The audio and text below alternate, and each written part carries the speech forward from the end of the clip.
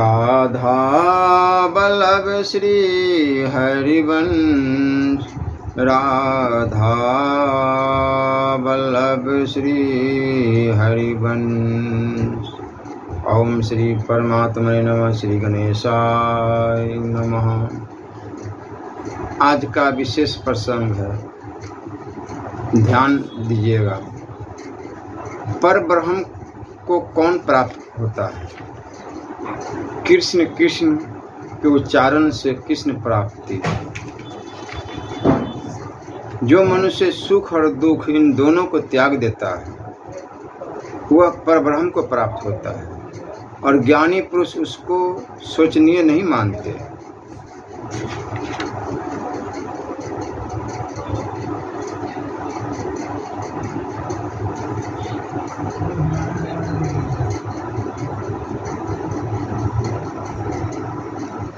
देखो, तुम्हें मैं स्पष्ट बतलाता हूँ। इस प्रकार परमहंस जी बोलने लगे। साधारण नाम जप वाक इंद्रिय का काम है। वाक इंद्रिय एक कर्मेंद्रिय है। इसका संचालन प्राण शक्ति के द्वारा होता है। वाक इंद्रियों से जप करने का अर्थ है प्राणों के साथ उसको एक कर देना। यदि जप स्वर से होता है, जिह्वा की एक निमित्त गति रहती है, तो प्राणों की गति भी निमित्त रूप धारण कर लेती है। बेसुरे ढंग से एक सांस में 5-7 बार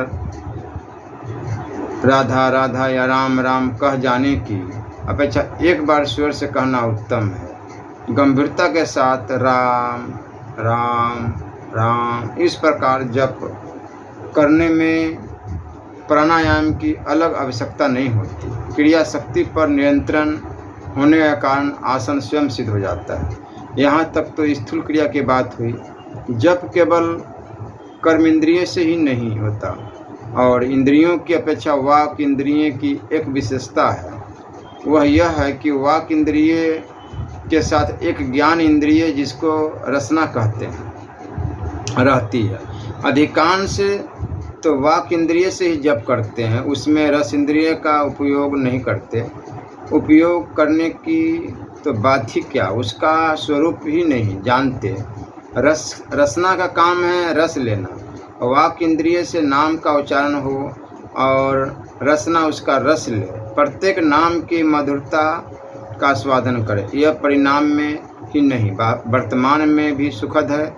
इस प्रकार रस की धारणा करने से प्रत्याहार की अलग आवश्यकता नहीं होती।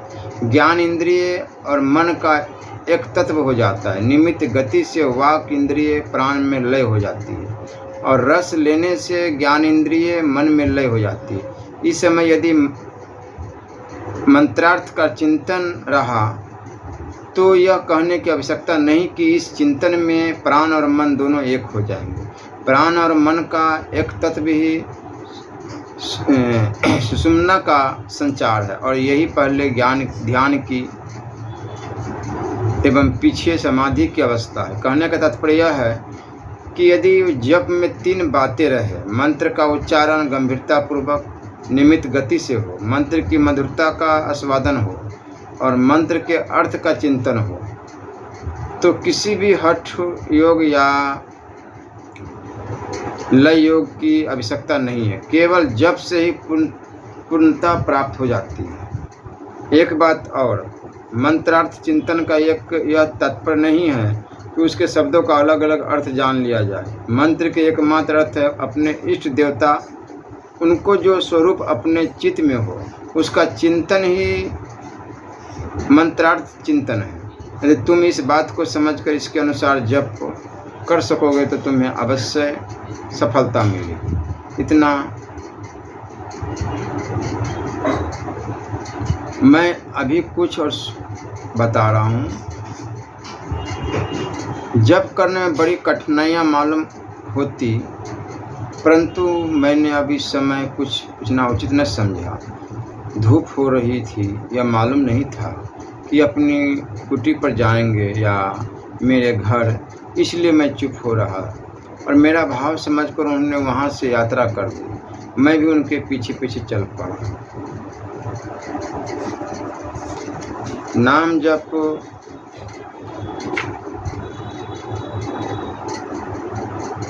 कलियुग काल में नाम जप ही एक ऐसा है साधन जो भगवत प्राप्ति के में बहुत सहायक है। किसी भी परिस्थिति में नाम जप न छूटे, श्वास के साथ साथ नाम भी जप चलता रहे। आत्मशक्ति और आत्मविश्वास का विकास होता जाएगा। जिसने यह निश्चय कर लिया है कि मैं अपने साध्य को प्राप्त करके ही रहूँगा, भला ऐसी कौन सी कठिनाई है जो उसे अपने मार्ग से विचलित कर सके। कठिनाई भी एक साधना है जो साधकों को नीचे से ऊपर की ओर ले जाती है। जिसके जीवन में कठिनाई नहीं आई वह जीवन के मार्ग में कुछ आगे भी बढ़ा है, इसका क्या सबूत है। और भी बहुत सी बातें हैं, उनका मेरे चित्त पर बड़ा प्रभाव पड़ा। मैंने निश्चय किया कि अब चाहे कुछ भी हो जाए, कठिनाइयों की परवाह किए बिना मैं आज से ही साधना में लग जाऊंगा। मुझे ऐसा मालूम हुआ मानो परमहंस जी के शरीर से उनके नेत्रों से एक दिव्य शक्ति निकलकर मेरे अंदर प्रवेश कर गई है और मुझ में एक अद्भुत उत्साह की स्फूर्ति हो रही है।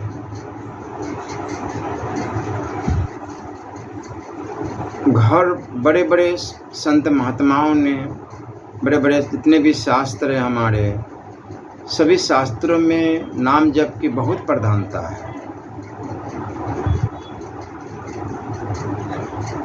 आप नाम जप में कोई आसन लगाने की भी आवश्यकता नहीं है। आप जो भी कर्म कर रहे हैं, कार्य कर रहे हैं, कार्य करते हुए ही नाम जप आराम से कर सकते हैं।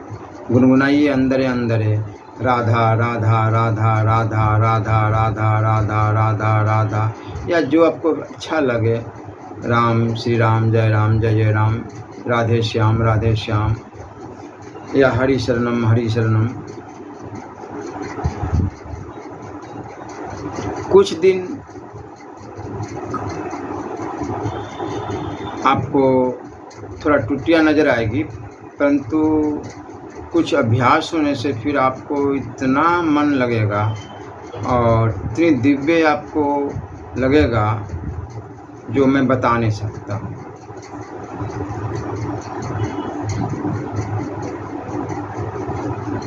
प्रकाश की एक रेखा चमक जाती है। किसी भी समय भी बिना किसी चेष्टा के मेरे अंदर जप होता रहता, और कभी कभी तो बाहर की वस्तुओं में भी जप होता रहता दिखता है। मानो पृथ्वी का एक एक कण कृष्ण कृष्ण कह रहा हो। थोड़े ही दिनों के अभ्यास से ऐसा मालूम होने लगा कि मस्तक में दिख पड़ने वाला प्रकाश मानो चैतन्य हो गया है। सूर्य के समान उस प्रकाश में, जो कि चंद्रमा से भी शीतल था, एक नीलो उज्ज्वल ज्योति आती और चमक कर छिप जाती। कभी मुकुट दिख जाता, कभी पीताम्बर, कभी चरण, कभी कमलों की नख ज्योति इस प्रकार चमक जाती। वो महान प्रकाश भी निष्प्रभ हो जाता, मानो घने अंधकार में बिजली चमक गई हो। अब मेरा ध्यान प्रकाश की ओर नहीं जाता, वह तो रूखा मालूम होता। मैं संपूर्ण अंतःकरणों से केवल उस नीलोज्ज्वल प्रकाश की ही बाट देखता रहता हूँ। मेरा संपूर्ण अंतःकरण उसके अंतर, उनके दर्शन के लिए उत्सुक, व्याकुल और आतुर रहा करता है। एक क्षण भी युग सा मालूम पड़ता, परंतु जिस समय वेदना आसान हो जाती, उस समय वह ज्योति अवश्य एक बार नाच जाती थी। इस अनुभूति के समय भी कृष्ण कृष्ण की धारा कभी बंद नहीं होती। अब मेरे ध्यान का दूसरा ही रूप हो गया था। जब मैं एकाग्र हो जाता तो इस शरीर की तो स्मृति नहीं रहती, परंतु एक दूसरा शरीर जिसकी आकृति इससे मिलती जुलती थी, परंतु इन 5 भौतिक तत्वों से जिसकी संगठन नहीं हुई थी, जो ज्योतिमय और दिव्य था, प्रकट हो जाता।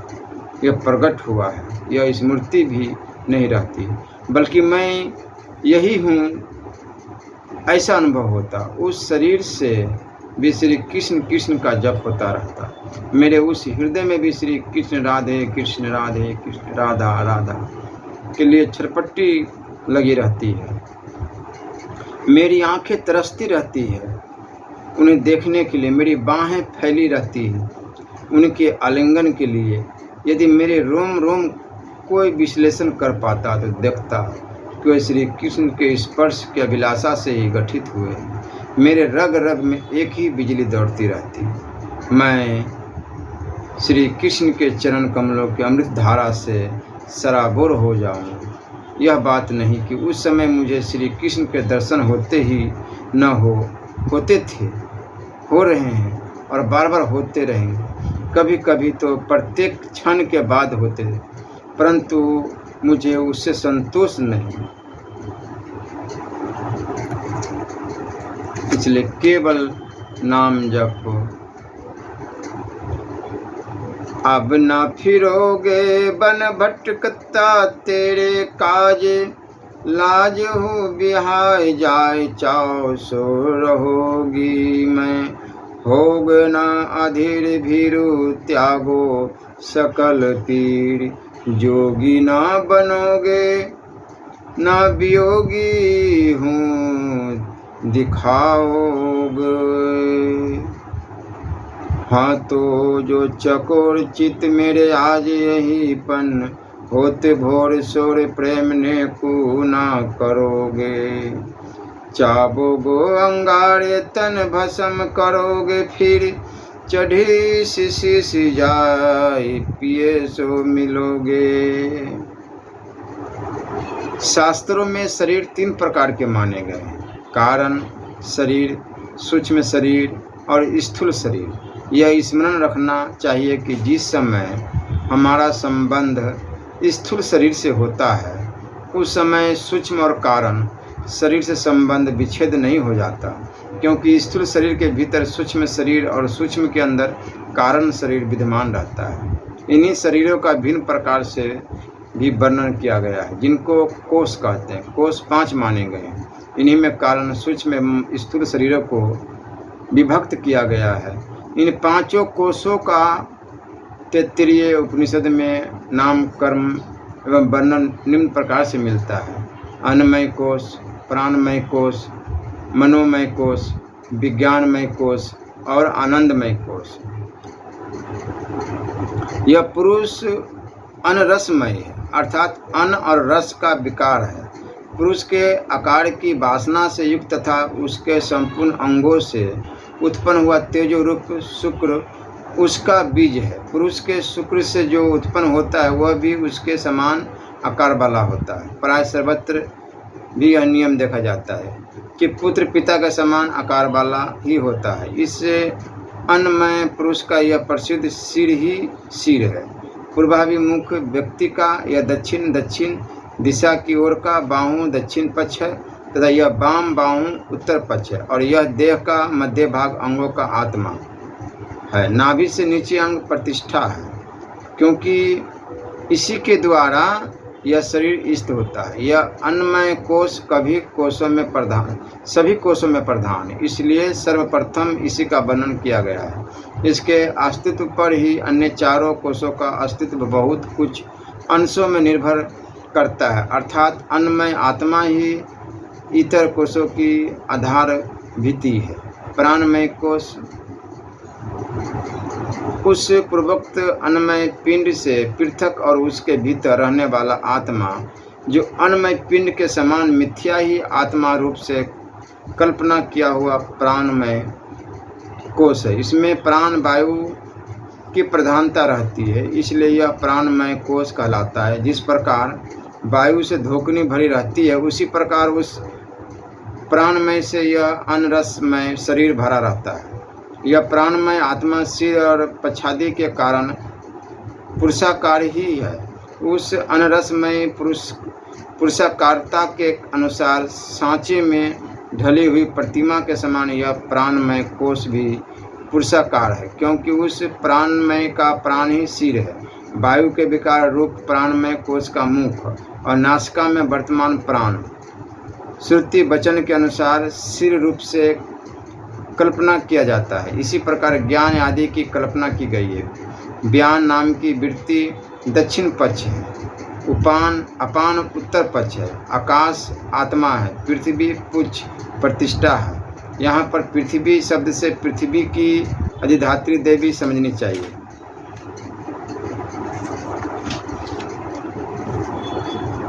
हेतुभूत होने से वही आध्यात्मिक प्राण को भी धारण करने वाली है, इसी बात का अनुमोदन करती है। अन्यथा प्राण की उदान वृत्ति से या तो शरीर ऊपर को उड़ जाता या गुरुत्वावश गिर पड़ता। अतः पृथ्वी देवता ही प्राणमय शरीर की पुच्छ प्रतिष्ठा है।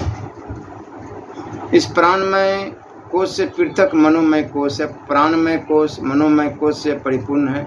यह मनोमय कोश पुरुष के ही समान है और यह मनोमय पुरुष वैसा ही है जैसा कि प्राणमय पुरुष। उसका यजु ही सिर है। ऋग दक्षिण पक्ष है और साम उत्तर पक्ष। आदेश आत्मा है।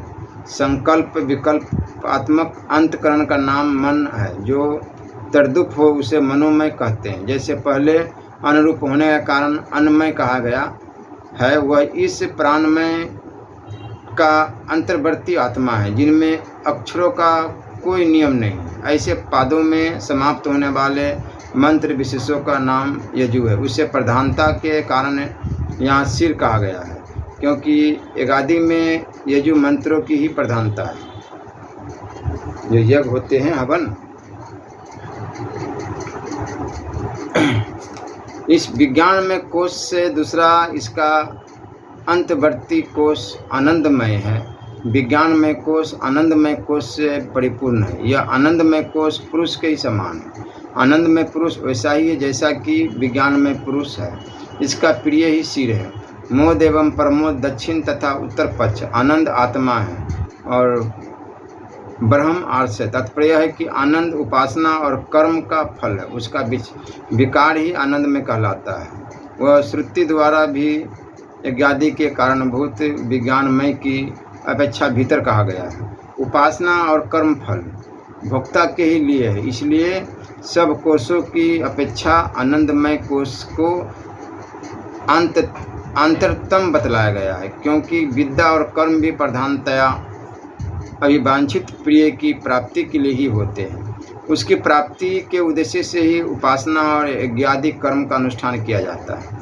अतः उनके फल रूप प्रियादि की आत्मा से समीपता होने के कारण विज्ञान में कोश की अपेक्षा भी इस आनंद में कोश का अंतरतम होना उचित ही है।